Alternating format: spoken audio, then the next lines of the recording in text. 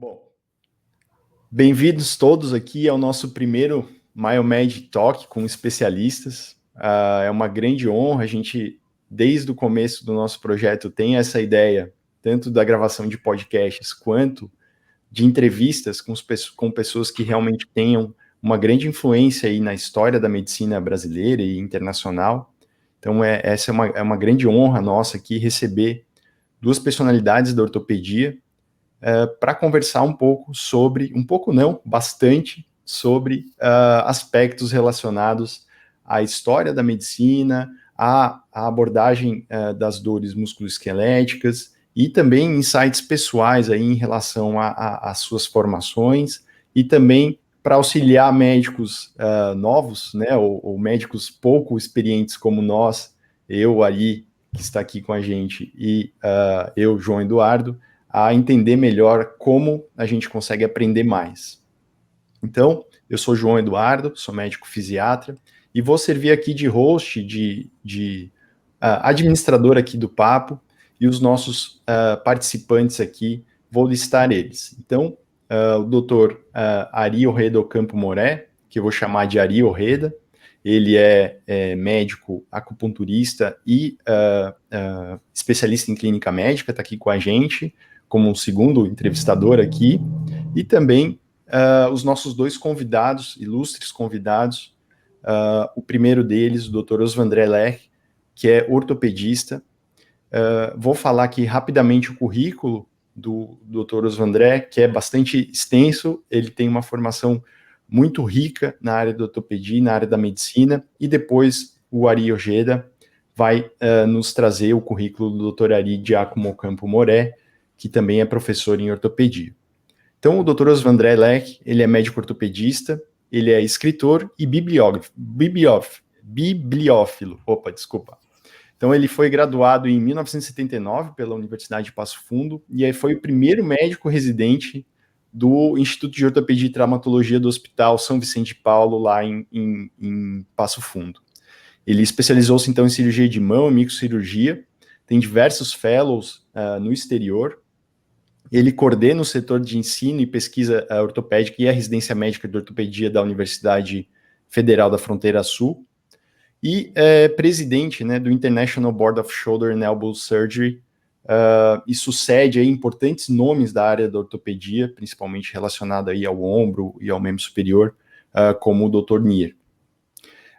Tem aqui ele é membro do corpo editorial de diversas revistas de internacionais e nacionais, como o Journal of Shoulder and Elbow Surgery e o Journal of Shoulder and Elbow Arthroplasty.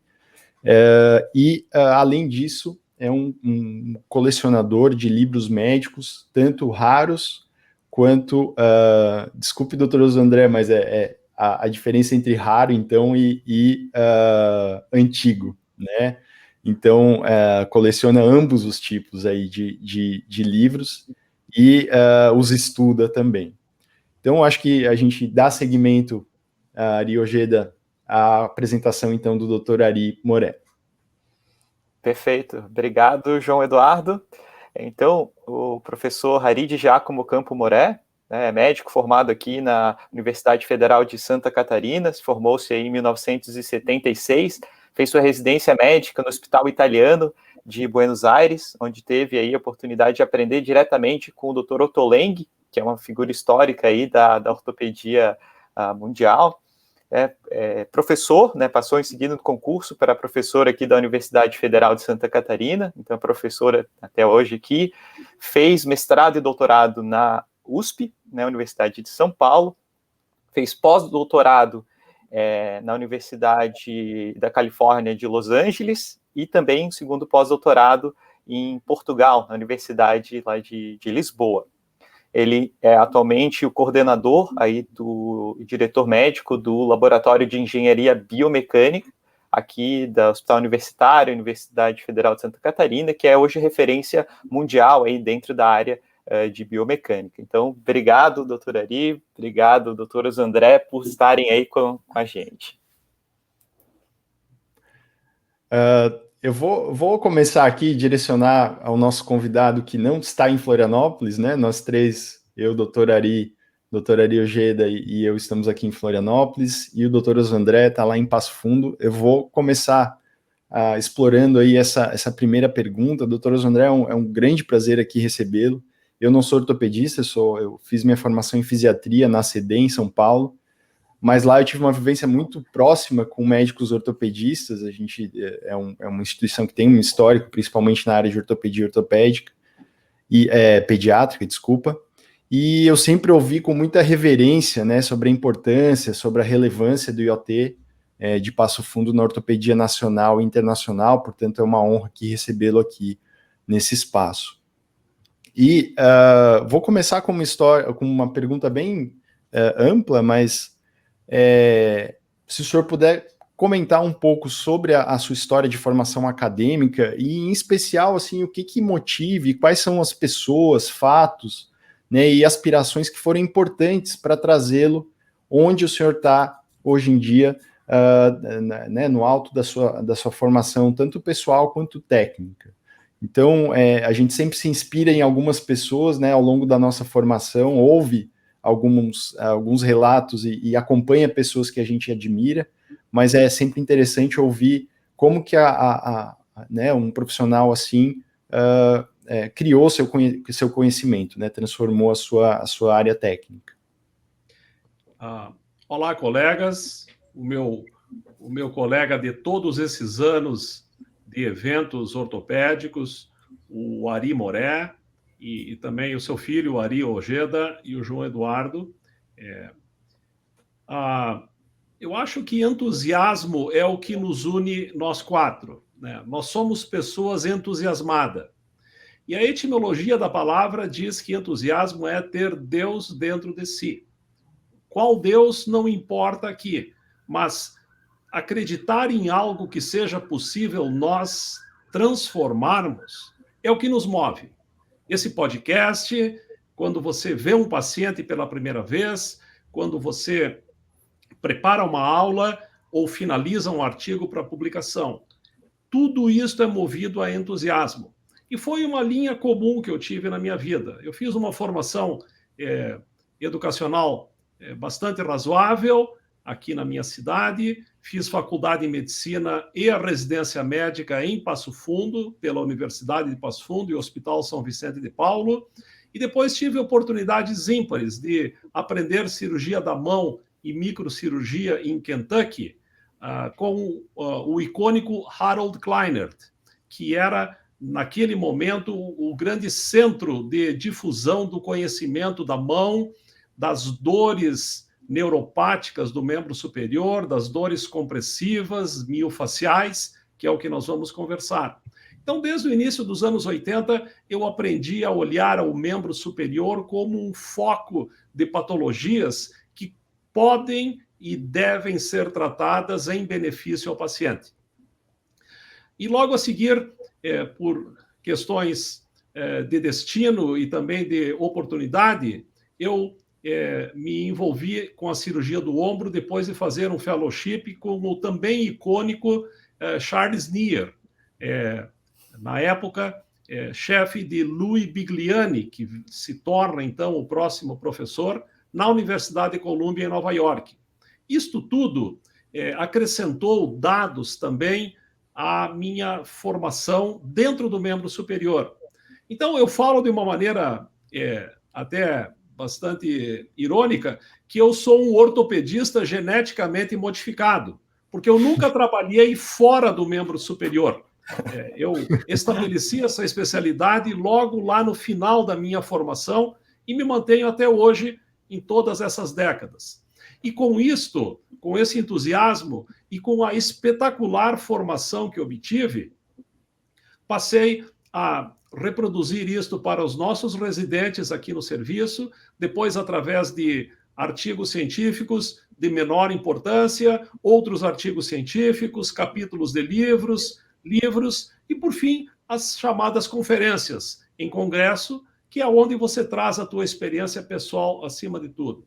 Tive a oportunidade de me reunir com pessoas igualmente entusiasmadas dentro da área da cirurgia da mão, dentro da área da cirurgia do ombro e dentro da ortopedia, na SBOT. E construímos juntos uma experiência espetacular na área da educação. E, de fato, contar um pouquinho disso para vocês hoje é motivo de alegria e lembranças. Ari, que é doutor professor Ari Moré, acho que a mesma pergunta se direciona ao senhor. Então, se puder explorar um pouquinho a sua formação também e o que o motiva, quais as aspirações que ainda o motivam hoje em dia. Perfeito. Eu fiz a minha formação aqui em Florianópolis, junto à Universidade Federal de Santa Catarina. Então, formei em 1976 e fui, então, fazer a minha residência médica. Primeiro foi escolher onde fazer essa residência. Aí eu fui percorrer a residência que tinham no Rio, São Paulo, para ver que eram os principais centros na época que tinham da ortopedia. E tinha um grupo aqui de Florianópolis que tinha feito residência junto ao Hospital Italiano de Buenos Aires. E então fui visitar também o Hospital Italiano, onde encontrei o chefe do serviço da oportunidade, era o Dr. Petracchi, e o professor Ottolenghi era o chefe honorário. Então, eu realmente gostei muito do serviço. No Hospital Italiano existiam os residentes argentinos e tinha os residentes becários. O que é o residente becário? É aquele que levava uma beca do seu país. Então, nós tínhamos lá residentes de toda a América Latina, tanto da América do Sul quanto da América Central. Então, com isso, a gente fomos selecionados lá para fazer essa residência. Então, eu fiquei no ano de 70, formei em 76, fiquei em 77, 78 e 79 em Buenos Aires, no qual tivemos oportunidade, então, de conviver com vários especialistas, muitos, inclusive, tinham migrado da época da Segunda Guerra Mundial da Europa para a América do Sul. Tivemos lá o professor Charrovics, que era famoso dentro da patologia, e tivemos a oportunidade, inclusive, de fazer curso com ele também. Ele entrava na cirurgia lá com o professor Ottolenghi, que eu fazia a cirurgia, ele como patologista, acompanhava todas essas cirurgias. E aí, posteriormente, voltando a Florianópolis, comecei a trabalhar aqui junto ao Hospital Florianópolis, na oportunidade, e prestei concurso para a universidade. E, entrando na Universidade Federal de Santa Catarina, comecei a ver qual agora vai ser a minha sequência. Então, não só ficar trabalhando na parte de cirurgia, mas fazer uma parte acadêmica. Mas o meu objetivo era, inclusive, fazer uma subespecialidade. E aí eu comecei a me interessar pela parte de joelho e digo, agora, onde vou fazer joelho? Aí eu comecei a catalogar os serviços nos Estados Unidos para ver onde eu iria fazer uma subespecialização. Esse sempre era o objetivo, ou fazer no Brasil ou no exterior. E aí, um dos colegas aqui da universidade me disse, Ari, por que tu não fazes primeiro uma pós-graduação a nível de mestrado e doutorado e depois vai fazer isso que tu queres, vai fazer uma coisa no exterior. Daí que eu escolhi fazer a pós-graduação na Universidade de São Paulo, junto ao Hospital das Clínicas, no qual, na época, estive trabalhando junto com o professor João Varenga Rossi, que era um dos expoentes dentro da biomecânica do Brasil. Então, fiz o meu mestrado, comecei a fazer o doutorado, e dentro do doutorado o professor Rossi faleceu. E aí, quem me substituiu o professor Rossi a nível de orientação foi o professor Camanho. Então, e aí tive a oportunidade de desenvolver vários trabalhos com o professor Camanho, inclusive na época a gente fazia estudo das fixações ligamentares, estava muito em voga na época, início a fixação ligamentar do cruzado anterior, do joelho. Então, na época, tinha os famosos parafusos de Kurosaka, então tinha as fixações compostas, e começamos a estudar isso a nível de laboratório, onde desenvolvemos a tese tanto de mestrado quanto doutorado na parte de fixação ligamentar. E aí voltei a Florianópolis,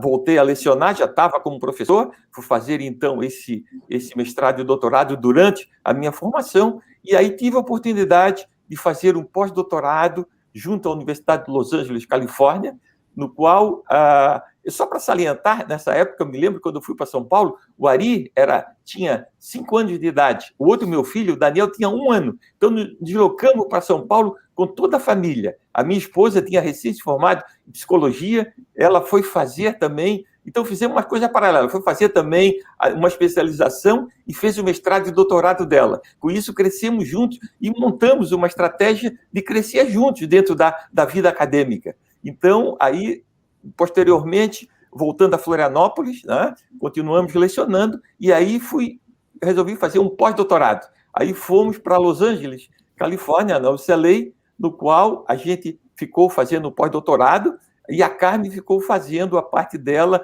de um sanduíche do doutorado dela. E, posteriormente, fomos para a Alemanha, tive junto à Universidade de Heidelberg, que é uma das principais universidades lá, que atende, inclusive, a equipe olímpica alemã. Tivemos a oportunidade de ficar um tempo lá fazendo, onde tem um laboratório muito importante de biomecânica. Lá começou-se a estudar as partículas que soltavam do polietileno ao nível das próteses de joelho, próteses de quadril, e como é que essas próteses soltavam. Até hoje, a institudade é uma referência no mundo desse laboratório, e com isso começamos a crescer dentro desses serviços, a conhecer o que eles vinham fazendo e a desenvolver os nossos trabalhos.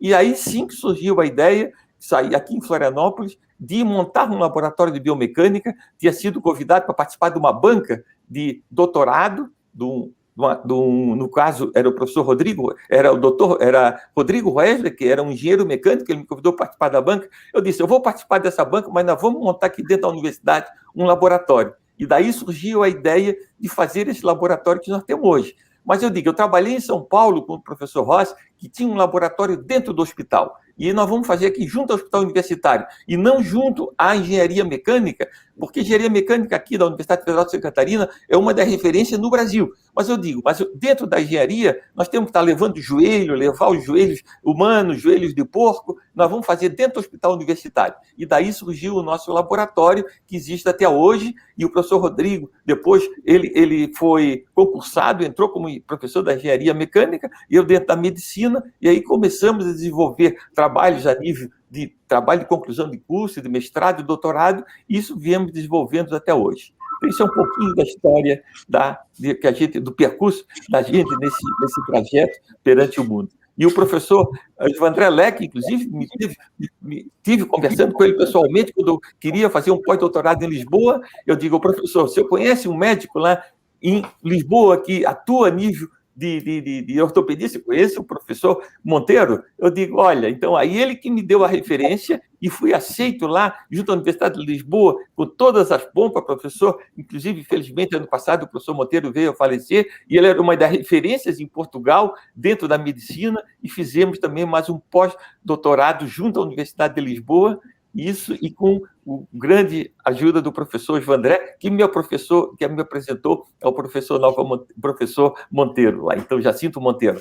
Então, esse é um pouquinho da história da gente dentro da ortopedia. Obrigado. Muito bom. Obrigado pela rica explanação. Ari Orreda, quer fazer alguma pergunta? A próxima pergunta? Perfeito. Então, acho que nesse gancho, né, que os professores tiveram essa experiência lá em Portugal, né?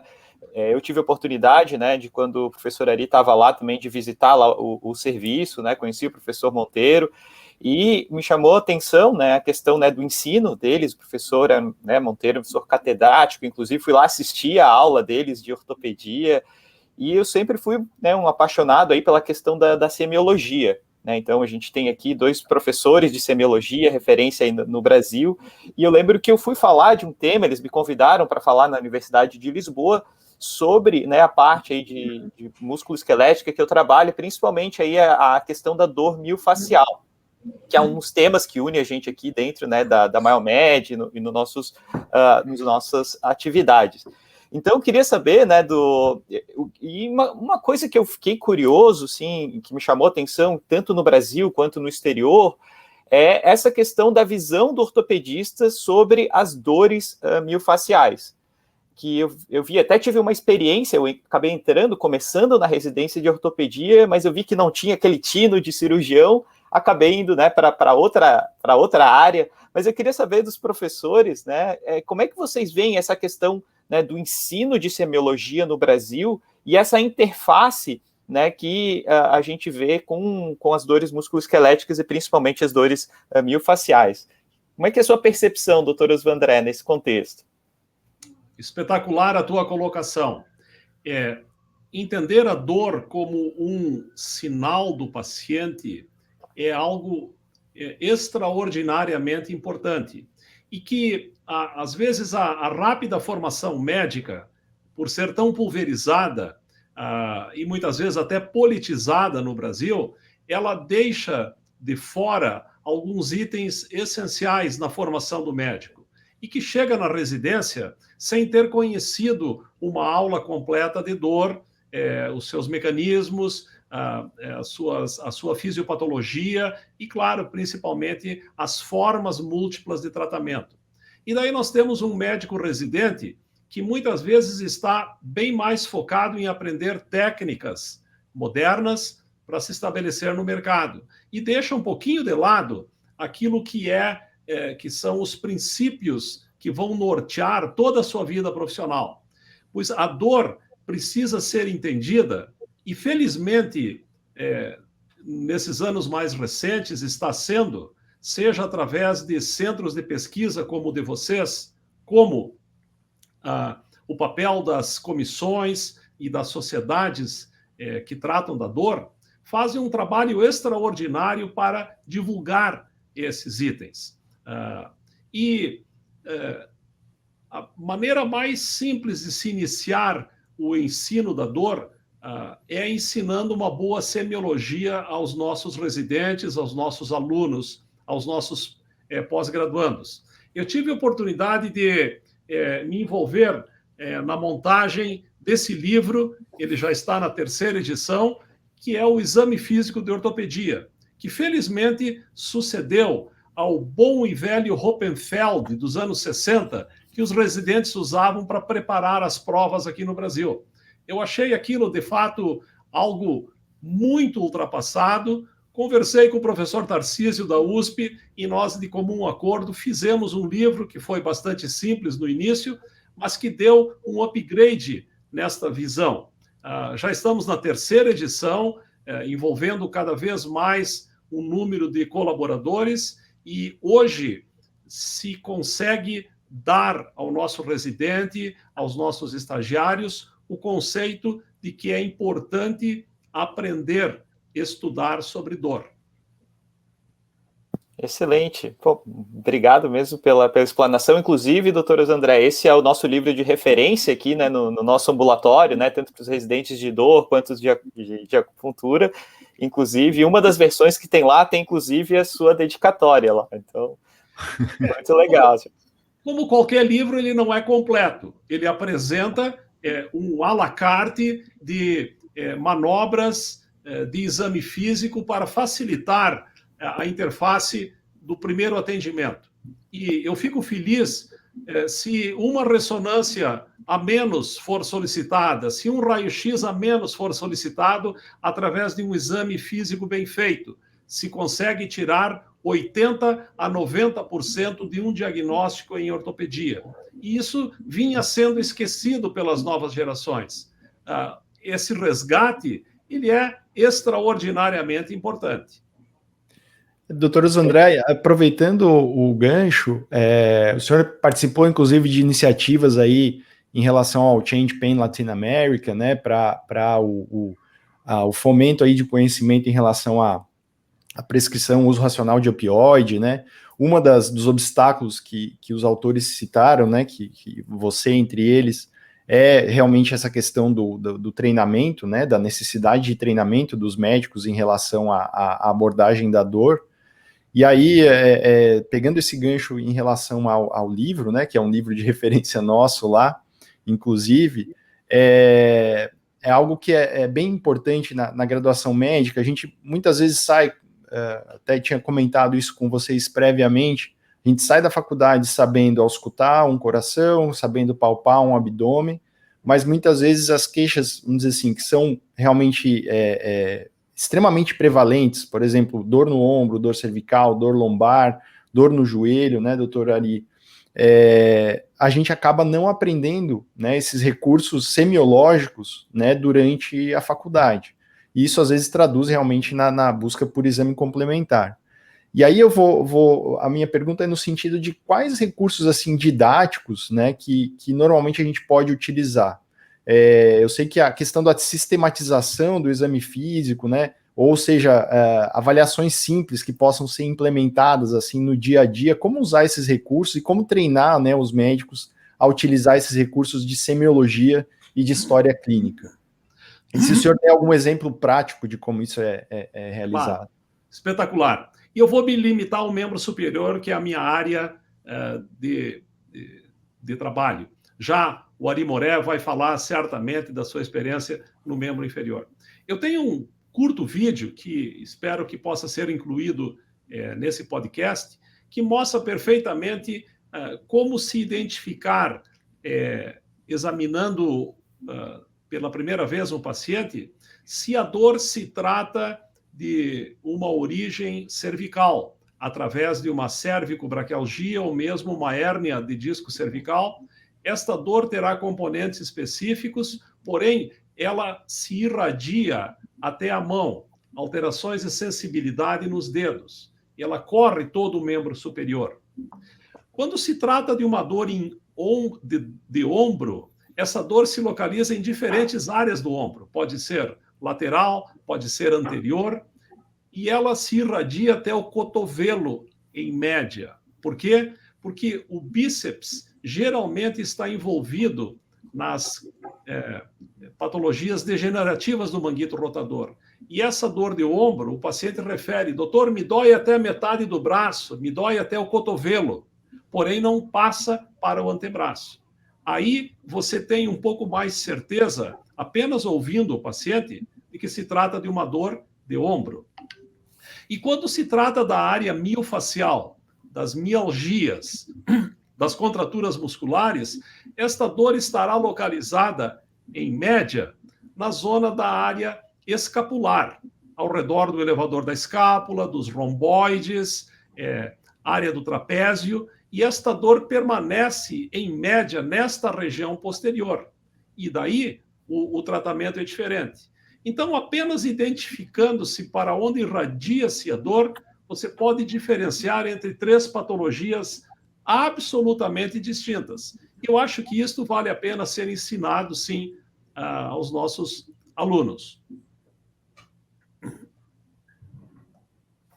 Perfeito.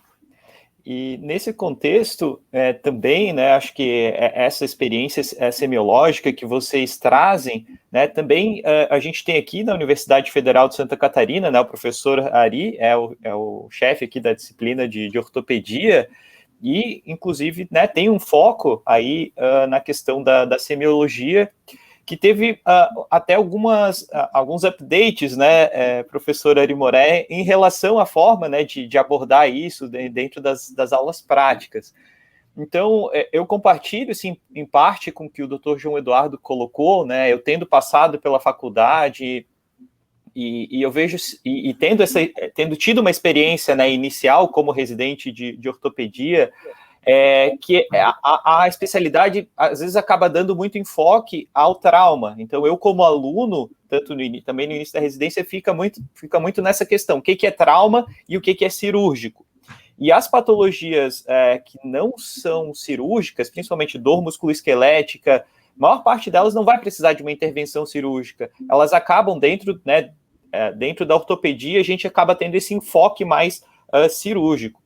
E o que o João Eduardo colocou, acho que é bem importante, assim, porque eu acho que o resgate que a ortopedia tem feito, né, de como a gente vai identificar essas patologias através de um bom exame físico e diferenciar o que é cirúrgico e o que não é cirúrgico. Então, eu queria escutar ali do professor Ari, né, como é que ele vê essa questão, né, do ensino de semiologia e essa interface, né, que a gente tem, né, do ensino de uma das causas mais comuns de dor na população, que ainda é bastante negligenciada, que é a dor miofacial. Como é que você vê isso e como é que isso foi integrado aí dentro da disciplina de ortopedia ali na Universidade Federal de Santa Catarina, professor Ari? Perfeito. Eu acho que o primeiro, quando a gente, dentro de uma disciplina, a gente quer ver o que seria dentro de um currículo, quais são as áreas que deveriam se abordar para que esse aluno saia com uma visão geral dentro da ortopedia e traumatologia, né? Então, eu vejo, por exemplo, que dentro da especialidade o objetivo não é ensinar a fazer coisas sofisticadas, é saber fazer o diagnóstico. Esse é o primeiro passo importante dentro de um aluno para saber o que ele pode, como é que ele pode contribuir, como que ele vai encaminhar o paciente, ou como que isso pode ser resolvido dentro de um posto de saúde, etc. Então, nós dividimos a nossa disciplina em aulas teóricas e práticas. Então, na aula teórica, a gente dá assuntos gerais dentro da ortopedia, né? E dentro das aulas práticas, nós dividimos ela em parte de imagens, dentro da parte de mobilização, tem a parte de exame do paciente e essa parte de semiologia, que é muito importante. Então, nós subdividimos a turma, que geralmente é em torno de 50, então é uma média de 12 a 15 alunos que ficam fazendo 3 aulas de semiologia, e uma das divisões que tem é da parte de dor. Então, esses alunos vão, esses 10 alunos que teriam 3 aulas, né? Então, rodando por todos os professores. Então, todos os alunos vão rodar dentro da parte da dor. Então, eles são encaminhados ao serviço de dor do hospital e eles passam em 3 aulas práticas aprendendo a estudar o que é a dor, como é que essa dor se manifesta nas diversas articulações, e isso eu acho que é muito importante, porque eu vejo, por exemplo, antes disso acontecer, não se dava ênfase à dor musculoesquelética e dor miofacial na devida importância que elas teriam para ver o que é ou não necessidade de entrando nesse diagnóstico da patologia, que daí que vai sair se ela vai ser cirúrgica ou não. Então, o ortopedista é muito direcionado a querer operar. Mas antes disso, tem a parte clínica, e todos esses pacientes, às vezes, passam num posto de saúde, então esse aluno, né, ele vai aprender, então não vai ser um especialista, mas ele vai aprender a saber examinar um ombro, saber examinar um joelho, um quadril, e ver o que ele, se há necessidade, como seria encaminhado esse paciente, ou o que existe uma resolução dentro desse posto. Eu acho que isso é a importância, então, que se dá para que ele possa ter uma melhor visão. Inclusive, além dessa aula prática, é dada uma aula teórica, entende? Sobre dor miofacial, musculoesquelética, e ele vai ter essa visão dentro do curso da medicina também.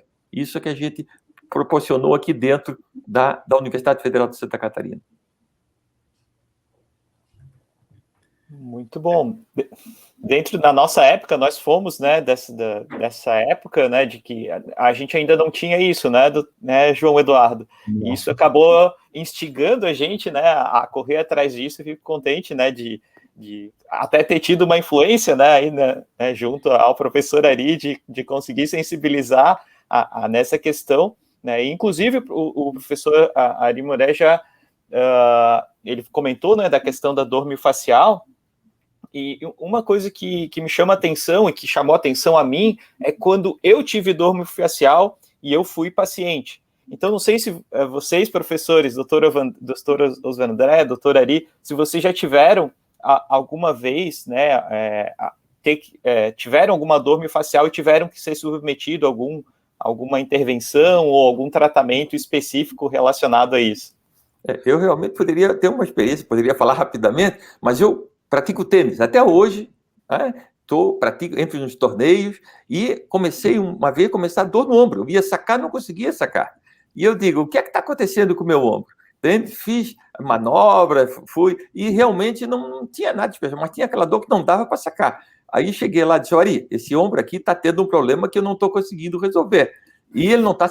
Geralmente essas dores muitas vezes se auto-resolvem. E não estava resolvendo. Passou uma semana, 10 dias, 2 semanas... Aí o Ari chegou lá, começou a palpar uns pontos aqui que tinha, olha, isso é uma dor miofacial. E começou, e depois resolveu muito mais rapidamente do que eu tive, por exemplo, outra dor no quadril também, que posteriormente a pessoa vai passando a idade e vai começando a ter dor exatamente em cima de um esforço maior que o corpo não está acostumado. E eu não quero parar no meu tênis, entre torneio e tudo, e comecei a ter essa dor. E realmente há um processo que não há uma dor localizada, uma dor, às vezes, que se difundia. Eu digo, Ari, tem alguma coisa aqui que tem que ser resolvido. Então, ele me palpava, fazia o tratamento lá adequado, e eu conseguia voltar muito mais rapidamente ao esporte do que não fosse fazer isso, porque não se resolvia. Muitas vezes ela resolve, outras vezes não. Então, é importante ter um acompanhamento. E daí a necessidade. E não havia, onde é que está essa dor? E não conseguia detectar. Então, ia lá e o Ari me palpava e digo, aqui está o problema. E ele começava, então, a tratar especificamente aquele ponto. Então, isso me ajudou bastante. Isso é o que eu queria colocar. Bacana. Não há dúvida de que a melhor prevenção para se evitar dores em geral, não especificamente a miofacial, é um bom preparo físico, uma atividade física continuada.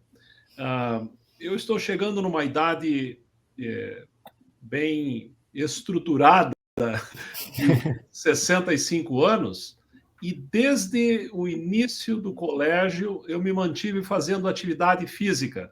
Eu não consegui me lembrar de uma semana na minha vida que eu não tenha colocado o meu material de esportes e tenha praticado algum esporte. Não apenas uma vez por dia, mais que isso, 2, 3, 4, quando possível. Nada com o perfil atlético. Eu faço corridas, eu faço leve alongamentos articulares e um leve reforço muscular. No meu passado glorioso, eu já fui atleta de vôlei da seleção gaúcha, já joguei basquete de uma maneira subótima e fui nadador também. Isso tudo de forma amadora, mas mostrava uma certa inteligência esportiva, vamos chamar assim. E eu mantive ela ao longo da minha vida adulta. E reconheço que este é o ponto número 1 mais importante da profilaxia de dores espontâneas que eu pudesse ter tido ao longo, talvez, mais tarde. Também acho que o estímulo à positividade, existe uma nova ciência médica chamada psicologia positiva, em que a pessoa olha as coisas de forma positiva e não negativa. E isto tem contribuído muito para uma chamada estabilidade emocional, e que eu venho aprendendo ao longo dos anos com a minha mulher Marilise, psicóloga e especialista nesta área. Nesses últimos ano e meio, que corresponde à pandemia, a gente percebeu a desestruturação emocional de pessoas, de famílias, e isto também incorre no aumento da incidência de dores, capsulites adesivas e vários fatores que, às vezes, o ortopedista não consegue identificar de forma tão simples. E respondendo de forma mais breve, sim, eu já tive dores na minha cintura escapular, que se assemelham a uma miofacial, e que, de fato, com medicações via oral simples, da primeira grandeza, como se diz, mais métodos localizados de calor, alongamento, foram suficientes para amenizar, resolver esses problemas. Mas eu enfatizo, prevenção da dor passa por uma boa, um bom aspecto emocional, um bom aspecto de positivismo e muita atividade física. E não tem mais limite de idade para que isto seja realizado. A dona Almeri Leque, minha mãe, hoje com 94 anos, pratica atividade física dentro das suas condições 2 vezes por semana. A dona Almeri é um exemplo de pessoa que não tem dor. Olha que espetáculo. Eu tenho isto bem definido, bem demonstrado no seio da minha família. Falando dessa questão de abordagens, né, até não farmacológicas, no caso, né, como é o caso do exercício físico, mesmo em pacientes com indicações cirúrgicas, né, muitas vezes eles precisam de uma abordagem não farmacológica concomitante, consequente ao problema tratado, vamos dizer assim, né, e normalmente é comum que a gente acabe direcionando o nosso foco ali para a estrutura e para o reparo da estrutura, mas tem outras coisas que acontecem concomitantemente, até a questão da dor miofacial, ou mesmo outras questões, por exemplo, no caso da mão, em pacientes, por exemplo, com síndrome do túnel do carpo, em que tem algumas outras medidas, uso de órtese, exercícios terapêuticos, Então, do ponto de vista de formação, né, como que integrar isso, né? Então, trazer essa questão não farmacológica em conjunto com a questão cirúrgica, ou mesmo a abordagem, né, mais da estrutura, né? A gente viu recentemente o American College of Physicians, o guideline deles coloca como primeira escolha, por exemplo, o uso de abordagem não farmacológica, primeiro até do que anti-inflamatório, por exemplo, para dor lombar, né? Então, essa questão das abordagens não farmacológicas, como instituir, como direcionar, né, a formação do médico para ter esse arsenal terapêutico ali dentro da sua própria formação. Doutor Ari Moré, acho que o senhor tem bastante experiência nessa questão aí como professor da ortopedia. À medida que os anos foram passando, e principalmente com diálogos com o Ari, a gente começamos a aprender, por exemplo, quando uma dor começa a se tornar crônica e aí começa a se perpetuar essa dor. Então, isso é uma coisa interessante, porque eu, por exemplo, eu tenho muita resistência à dor, eu dificilmente tomo um analgésico anti-inflamatório e essa dor some. E o Ari começou a dizer, olha, muitas dores, quando passa uma semana, 10 dias, 15 dias, ela se torna crônica e começa a ficar muito mais difícil de se tratar. Então, eu acho que é importante saber que isso existe, o paciente, quer dizer, então ele fica esperando sempre que ela vai sumir e não some nunca. Examina, não tem nada físico naquela dor, mas ela está lá, ela está ali. Então, isso eu fui aprendendo, entendeu? Então, hoje, por exemplo, quando a gente está num consultório e vai ver essa dor e não desaparece, a gente vê, o paciente não tem uma indicação cirúrgica, não tem nada, ponto, e palpa alguns pontos dolorosos. Então, precisa ter um apoio. Então, acho que é nessa hora que a gente tem que saber como encaminhar esse paciente, porque ele não está resolvendo. Nós, como ortopedistas, como cirurgiões, não temos nada a fazer naquele ponto. Tem um ortopedista que vai dizer, então, vai lá ter uma dor no joelho, então vamos fazer uma vídeo para ver o que é. Mas não tem, vai encontrar o que na vida? Se hoje temos exame de imagem que mostra um diagnóstico que não tem...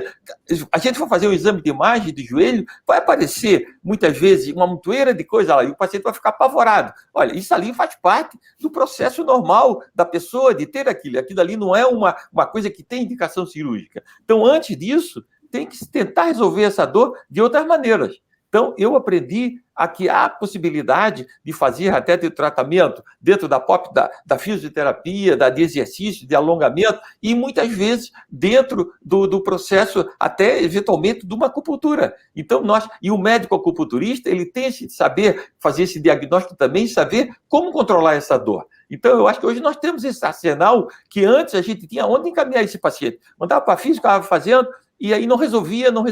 Então, eu vejo que há a possibilidade de, por exemplo, de tirar pontos gatilhos que ficam lá perpetuando aquela dor. Isso eu fui aprender com o Ari. Eu, na minha época de formação, nunca vi falar nisso, que tinha essa dor que se perpetuava. E aí fui aprender com o Ari lá, que, na época da Janet Travell, lá que tratou do Kennedy, né? O Kennedy tinha dor crônica, ele foi combatente, e quando foi assumir, ele andava de muletas. A Janet Travell tirou as muletas dele. E isso eu aprendi com o Ari, entende? Então, porque a gente tinha esse diálogo no dia a dia. Então, isso vocês estão tentando mostrar para a gente. Eu agradeço muito, realmente, nesse sentido, que estou aprendendo também com vocês essa parte da dor. Tá? É isso que eu posso contribuir com vocês, que estou aprendendo com vocês. Um professor como você, Ari, aprende sempre.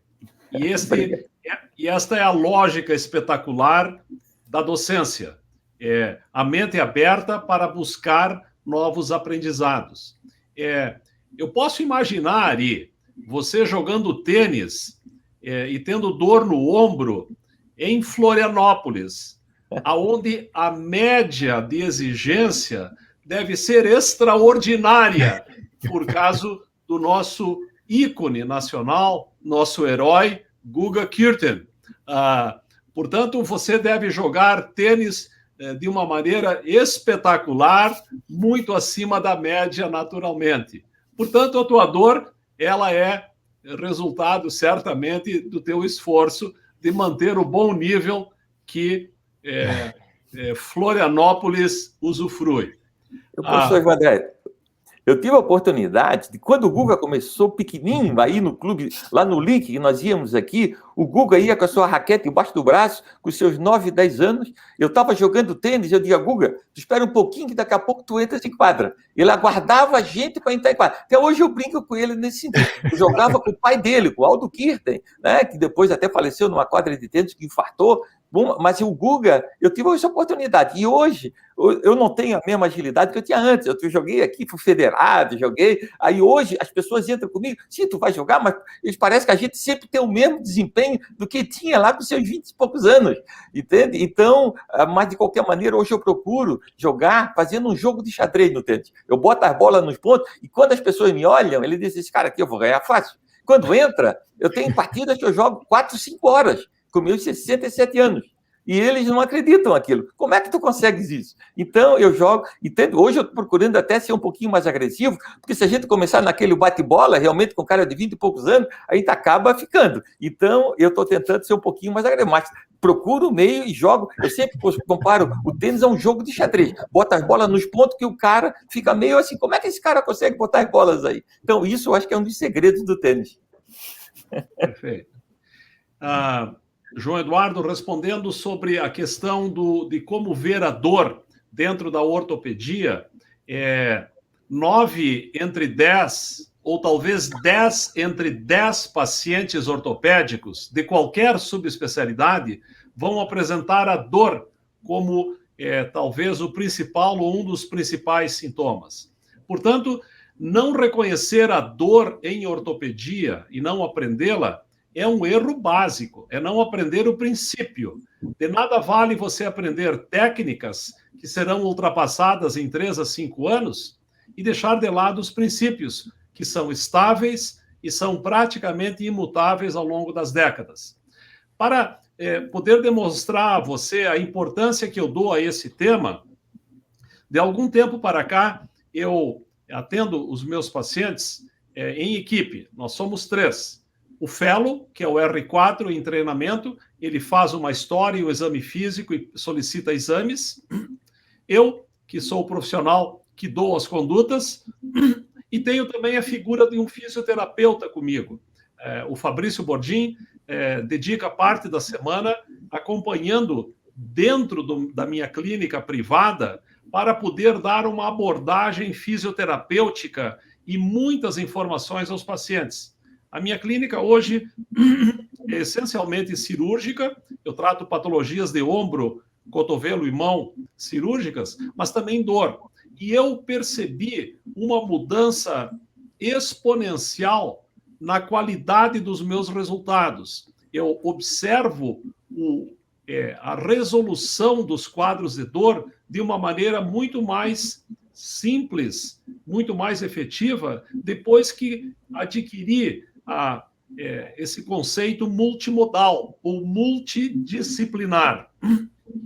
Além disto, nenhum paciente deixa o meu consultório sem receber uma folha como esta aqui, falando exatamente o que eu disse para você. Atividade física, em qualquer idade, serve como prevenção. Essa palavra gritando aqui embaixo. No outro lado desta folha, mostro coisas simples que estão disponíveis na internet, em qualquer site. Alongamentos como forma de manutenção de uma boa saúde muscular.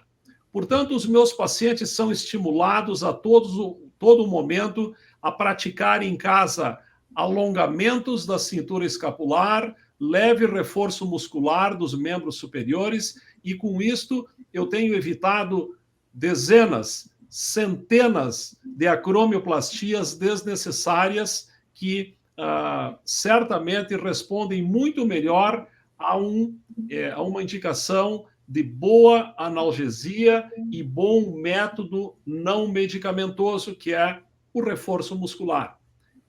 Concordo plenamente com a colocação de vocês. Perfeito, muito obrigado, doutor André, doutor Ari. Ari, tem alguma pergunta? Ari Orreda? Bom, um dos desafios, eu acho, João Eduardo, que a gente está, né, fazendo aqui, acho que é uma das missões que a gente tem aqui da Myomed, é a questão de disseminar, né, o conhecimento relacionado à dor miofascial, que a gente está comentando aqui, e a gente vê que é uma entidade ainda muito negligenciada entre várias especialidades médicas. Então, eu queria saber do professor Ari, do professor Osandré, aí, que são pessoas, né, ícones nacionais e influentes aí dentro da área de ensino em ortopedia, como que eles acham que isso pode ser integrado, né, às vezes nas residências de ortopedia ou nos comitês de dor, porque a minha percepção é que, como o doutor Osandré e o doutor Ari citaram, é a questão, né, de o foco ainda não está muito nas questões das técnicas modernas, né, no que as pessoas vão fazer, mas às vezes o básico da semiologia miofascial fica esquecido. E ela acomete, né, tem estudos aí demonstrando, por exemplo, paciente que tem síndrome do manguito rotador, mais da metade desses pacientes tem a dor miofascial associada. Pacientes com osteoartrite do joelho, mais de 80% têm dor miofascial associada. Então, como levar esse conhecimento para os colegas ortopedistas e de que forma a gente poderia estruturar isso para que isso entre na sistematização da semiologia ortopédica? Queria ter os insights de vocês sobre isso. Ari, a tua experiência. Olha, dentro do joelho, o que eu vejo é o seguinte, todos nós nos encaminhamos para no futuro ter uma condropatia. E muitas vezes o paciente começa dor, e o ortopedista vai dizer, qual é a hora de botar uma prótese? Então, eu digo o seguinte, muitas vezes a gente pode adiar essa prótese ou até nem colocar a prótese, porque o indivíduo vai chegar numa hora que vai diminuir o seu rendimento físico, vai fazer menos atividade, e ele consegue conviver com aquilo sem precisar botar uma prótese. Então, a qualidade de vida é o mais importante. Então, se a qualidade de vida dele está ruim, mesmo fazendo tudo isso, sim, é importante a prótese, mas a gente pode dar qualidade de vida tratando clinicamente, muitas vezes, esse paciente, sem botar essa prótese. Então, esse ponto é o ponto de equilíbrio que nós estamos tentando chegar. Qual a hora de fazer isso ou aquilo? Então, isso, o pessoal que trata de dor, nos ajuda bastante nesse sentido. E o paciente que vai dizer para a gente, qual a hora, então, de botar essa prótese? Eu vejo, por exemplo, do manguito rotador, quantos pacientes vêm com dor no ombro e ele vai dizer, olha, tem uma lesão aqui na ressonância, vou para operar. E quantos pacientes que não necessitam operar esse manguito? Entende? É uma lesão degenerativa. Claro que é um paciente jovem com uma lesão, é cirúrgica, mas nem sempre um paciente idoso com a sua degeneração tem que operar. O mesmo ocorre com o joelho. Então, eu acho que a gente tem que ter esse apoio do pessoal que trata de dor e a gente está direcionado muito a operar. Então, ele pode dar esse suporte para a gente, desse paciente viver bem, sem estar operando todo mundo, e muitas vezes a cirurgia não é o que vai resolver tudo. Não sei, o professor André tem essa experiência, acredito também. É isso, eu tenho certeza. Então, a gente vai chegando nesse ponto de equilíbrio. E esse ponto de equilíbrio e esse pessoal que dá esse suporte à dor, vai fazendo com que esse paciente tenha essa boa qualidade de vida. É o que a gente quer, sem necessidade de estar fazendo procedimentos maiores muitas vezes. Então, esse ponto é o que a gente tem que alcançar. Perfeito.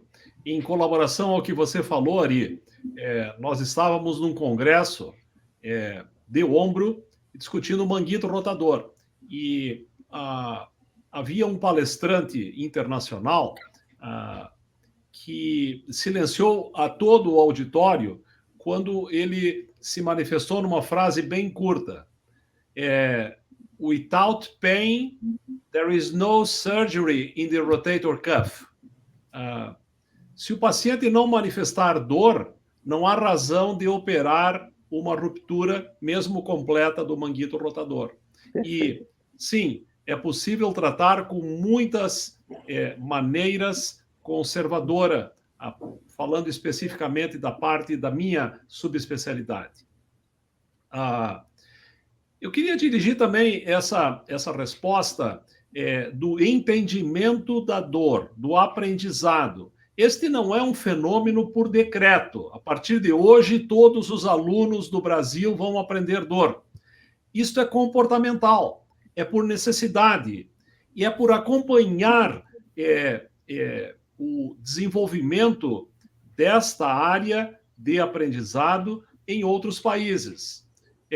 sociedades internacionais se estabeleceram, journals que tratam exclusivamente de dor se estabeleceram, e a seguir, acompanhando a tendência, no Brasil não foi diferente. Sociedades médicas que cuidam da dor se estabeleceram, a própria SBOT estabeleceu o Comitê de Dor na gestão do meu querido colega Moisés Cohen, e vem sendo muito importante no tratamento, na abordagem da dor aos residentes. Esta semana mesmo tivemos a continuidade de um curso de dor em ortopedia, dor para residentes terem conhecimento a respeito. Portanto, eu vejo o futuro da dor brilhante, ou seja, eu vejo mais gente, mais pessoas envolvidas, mais pessoas reconhecendo a importância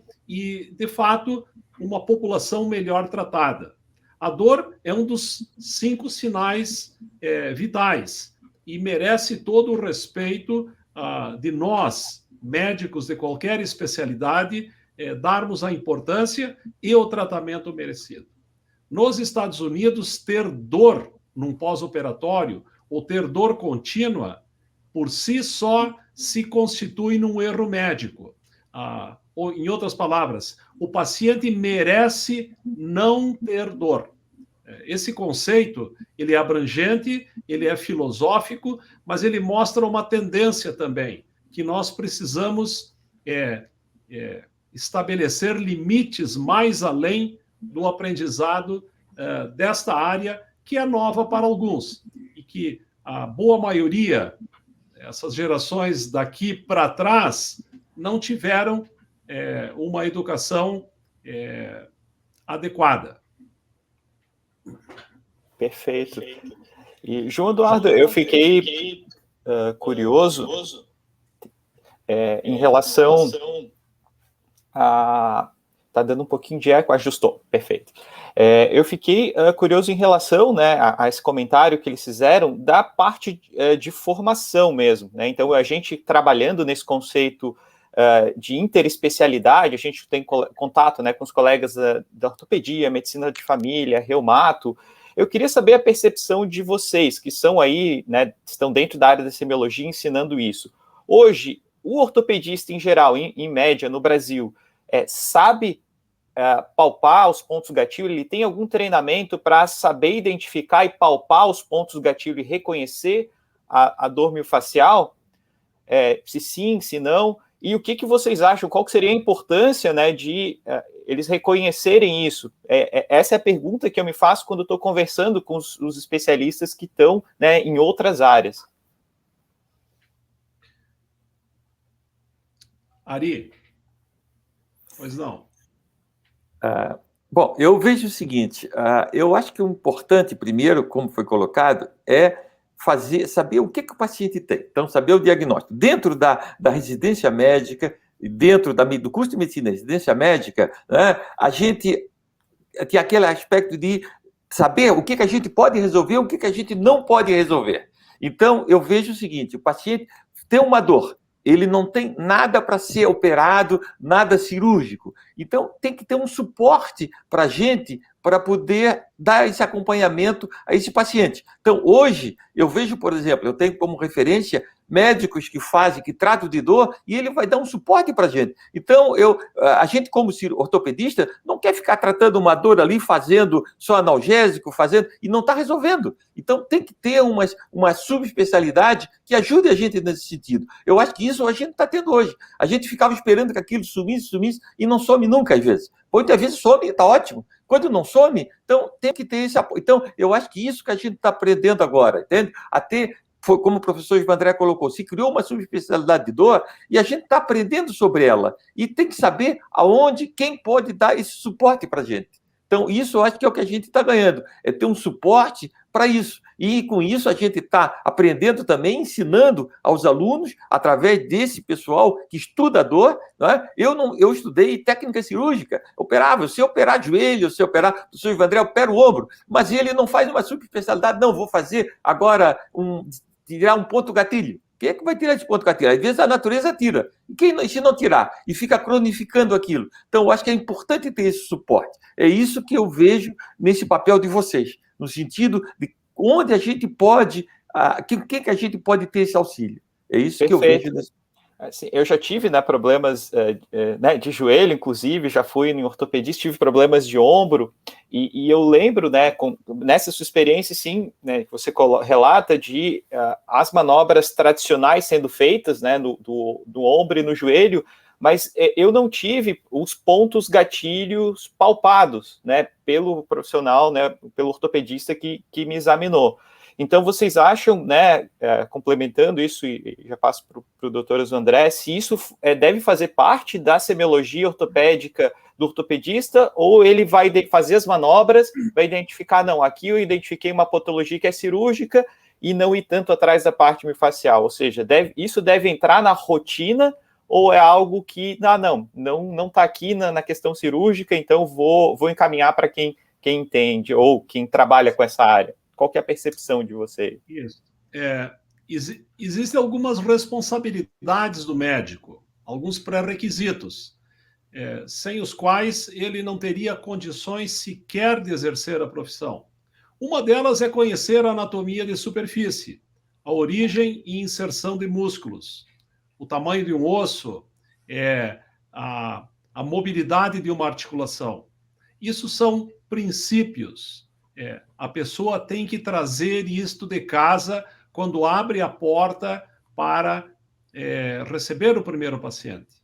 O segundo princípio é que esse paciente precisa ser examinado sem a roupa que ele entrou naquele consultório. Precisa ser colocado um jaleco numa mulher ou ficar sem camisa, no caso do homem, e a visão é um auxiliar espetacular da semiologia. A palpação é outro. E esse exame precisa ser feito nesta rotina. O que nós vemos são consultas de 5 a 10 minutos e que nada disto foi respeitado. Onde dói, quero uma ressonância, e se tiver alguma patologia, ótimo, vamos operar. Nunca houve uma interação, nunca houve o exercício dos princípios da medicina. Então, respondendo a tua pergunta, Ari Orreda, uma boa semiologia, nada espetacular, uma boa palpação e entendendo alguns princípios bastante simples de pontos gatilhos, é sim possível identificar e encaminhar para quem saiba tratar. O ortopedista não tem obrigação de resolver todos os problemas que lhe aparecem à porta, mas ele tem sim a obrigação de identificar e dar o encaminhamento correto. Excelente, excelente. Obrigado mesmo aí por compartilharem essas experiências de vocês. Eu acho que a gente, né, tá chegando aqui para os encaminhamentos finais aqui da nossa conversa, João Eduardo. Acho que você travou um pouquinho o Ari lá, talvez ele entrar. Mas isso que o Ari estava falando, eu me lembro de uma época, ele jogava tênis, ele era treinado pelo irmão do Guga e começou a ter dor no ombro e nada resolvia, ele chegou a fazer uma autorressonância do ombro, que deu normal. E depois a dor desapareceu. Você lembra disso, Ari? Sim, e ele chegou a ser vice-campeão da Califórnia lá de tênis, quando nós fomos fazer o estágio. E ele começou com essa dor no ombro e nada resolvia essa dor. Ele disse, pai, eu tenho alguma coisa aqui. E nada encontrava. Fomos lá, fizemos uma autorressonância, não deu nada, e ele depois desapareceu a dor. Mas na época... E depois eu descobri que, relembrando aquilo, que eu tinha, na verdade, uma dor miofascial do infraespinal. Mas que na época não foi identificado em mim isso, e claro, como eu já era jovem, passou espontaneamente, mas me incomodou e me impossibilitou de jogar por alguns meses. Eu, inclusive, tive a oportunidade de tratar essa tua dor miofascial do infra. Sim. Eu acho que a gente vai seguindo aqui para o fechamento, mas tem uma curiosidade aqui imensa que eu preciso perguntar, que é como que é a rotina de um bibliófilo, né? Então, como que é o radar, assim, né? Como é que eu crio oportunidades para encontrar novas aquisições, como que armazena, eu revisito quais livros, como que eu organizo a biblioteca. Então, acho que são coisas que me fascinam aí nessa questão. Espetacular essa pergunta. Ela precisa de um podcast específico, eu posso dizer isso para você. São tantas informações. Eu considero esse meu amor aos livros um hobby hoje. Ele não é um hobby barato, eu tenho que confessar, mas é absolutamente prazeroso. É com ele que eu quero viver, com esse hobby, amando os livros, que eu quero viver os últimos anos que terei de vida, e que certamente serão muitos, espero. Amar livros é respeitar a opinião de outros autores. É você ler, comparar e incorporar à tua vida aqueles conceitos que estão ali. São de economia, de filosofia, história, política, seja lá o que for. No meu caso específico, eu tenho uma cota de aproximadamente 3 livros. Somado com os da Marilise, minha mulher, que é também uma bibliófila, nós batemos acima de 5, 6 mil livros fácil. E eles estão localizados em vários lugares. Isso não cabe num ponto único, né? Então, falando dos livros de medicina, nós temos aqui no Hospital São Vicente de Paulo, onde o Instituto de Ortopedia e Traumatologia funciona, a possibilidade de ter toda essa quantidade de material. Nasceu de, provavelmente, um toque que eu deva ter, de ordem emocional, de acumular coisas. Eu não tenho outra explicação. Então, reunir coisas e guardá-las. Foi assim lá desde a infância, adolescência, vida adulta. E quando chegou em livros, eu recebi algumas coleções de livros de professores que eu tive contato durante a faculdade. O mais notável deles é Alberto Lago e também Sérgio Lângaro. Recebi as coleções de livros desses ícones da minha formação médica e guardei eles, não descartei. E passei a associar, ganhar novos livros e sempre com uma tendência de olhar a parte inicial. Eu sempre gostei da coisa antiga em termos de bibliografia. E com as viagens que fui fazendo ao longo da vida, sempre visitando antiquários, adquirindo um ou outro livro, e chegou um momento em que a ortopedia brasileira entendeu que eu tenho essa interface pela leitura dos artigos que escrevo de resgate histórico.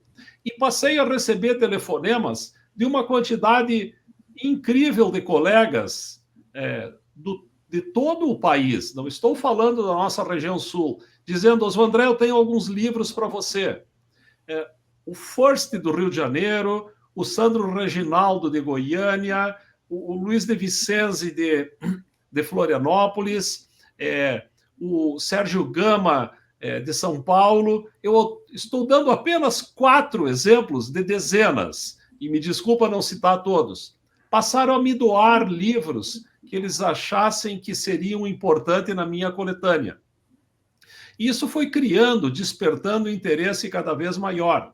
Eu estou na fase agora que uma bibliotecária fará uma catalogação profissional de todos esses livros para nós termos exatamente a noção de quantos são, de que anos são, de que país foram editados e assim por diante. E também poder abrir toda esta riqueza bibliográfica para colegas de todo o país e do mundo. Isso aí tudo estará no site e certamente beneficiará as gerações presentes e futuras. Falando em dor, especificamente, eu tenho inúmeros livros de dor, alguns deles do início, estou falando 70, 80 anos atrás, quando se tratava a dor ainda com métodos elétricos, e vocês devem conhecer isto. Eu tenho esses livros, e mostra, portanto, o início, então, do entendimento do fenômeno de dor. E isto vale para qualquer área da ortopedia e da medicina. Uso esse pequeno espaço, me desculpem, mas para colocar-me à disposição para receber livros médicos antigos ou raros, editados antes de 1960. Esse é o meu ponto de corte. E será um prazer acrescentar o nome do doador à longa lista de pessoas que contribuíram com esse acervo de livros. Obrigado pela pergunta. É um tema que me apaixona. Não, acho que se a gente conseguir contribuir com alguns livros aí, pelo menos quem está nos ouvindo, né? Acho que já vai ter valido a pena aqui a nossa conversa, que além de tudo que a gente já conversou. Muito obrigado pela explanação. Acho que podemos ir para os encaminhamentos finais. Eu vou dar a palavra para cada um de vocês dois, para as considerações finais, e aí a gente finaliza aqui a nossa interação. Vou começar pelo professor Ari. Ari, suas considerações finais, por favor. Primeiro, eu gostaria de agradecer essa oportunidade de conversar com vocês, com o professor João André, ícone da ortopedia no Brasil. Realmente, apesar de toda a amizade, ele realmente é um amigo muito especial, ele sabe disso. E o nosso filho Ari, que está aqui, o João Eduardo, que sempre esteve junto na vida da gente, desde a época de faculdade, todo esse tempo. Então, é um prazer muito grande estar podendo colaborar nesse diálogo, não é? E realmente levar as pessoas a saber um pouquinho sobre o que a nossa ajuda perante ao paciente, que esse é o nosso objetivo final, de saber como tentar resolver esses seus problemas. E a gente está aqui nesse sentido. Esse é o objetivo máximo da gente, é fazer com que as pessoas vivam melhor, ter uma boa qualidade de vida. E realmente isso está levando a contribuir nesse sentido. Eu só tenho a agradecer a participação com vocês e fico à disposição. Muito obrigado. Muito obrigado, doutor. Ari Ojeda e João Eduardo, mantenham esse canal aberto de educação médica continuada. Isso é necessário para todos, não apenas para os jovens. Isso é beber água da fonte. E vocês fazem de forma espetacular. Ao Ari Moré, esse companheiraço de vida inteira, é sempre um prazer ver você. Ter passado esse tempo aqui conversando contigo é tão bom quanto se a gente estivesse num cafezinho de um evento, como tantas vezes nós pudemos compartilhar da nossa amizade. Você recebeu o Antônio Severo, meu ex-residente e hoje meu sócio, para fazer o mestrado dele aí no teu laboratório. Isso impulsionou muito a sua carreira científica e profissional também, mostrando a excelência desse centro que você construiu e mantém. Gostei muito, aprendi muito com vocês e que bom compartilhar com pessoas que têm aquilo que eu falei na minha primeira expressão aqui nesse podcast. Pessoas que têm entusiasmo. Eu posso ver isso nas expressões de vocês. Então, vida que segue e felicidades a todos. Bom, muito obrigado. Foi uma honra, realmente uma honra recebê-los. Ari Ojeda, que se quiser finalizar, fica à vontade. Para mim, acho que foi muito especial essa edição desse podcast, tendo o meu pai aqui como convidado e o doutor Osvandré, um grande amigo da família, inclusive. Eu tive a oportunidade de ir na inauguração do novo IOT, eu estava lá visitando, fiquei na casa do doutor Severo, inclusive, fui depois visitar ali a parte da biblioteca do doutor Osvandré. Então, um prazer muito grande estar aqui com vocês. E esses insights que vocês trazem assim, são muito ricos, porque a gente vem de uma geração, a gente vê os nossos colegas que está indo atrás de tecnologia, está indo atrás de inovações, e o que vocês trazem, toda essa experiência que vocês construíram, nos faz refletir sobre o que é o básico, o que é a essência da prática médica. Que eu vejo que muito disso tem, às vezes, se perdido com a chegada da tecnologia e chegada de outras intervenções. Então, obrigado mesmo por vocês estarem aqui com a gente hoje e espero que mais para frente a gente possa aí continuar fazendo essas conversas e parcerias em algum outro momento. Obrigado mesmo pela atenção. Agradeceu. Muito bem, obrigado. Pessoal. Esperamos num próximo episódio aqui do nosso Myomed Talk, entrevista, nesse caso. Então, nos vemos em breve. Até logo.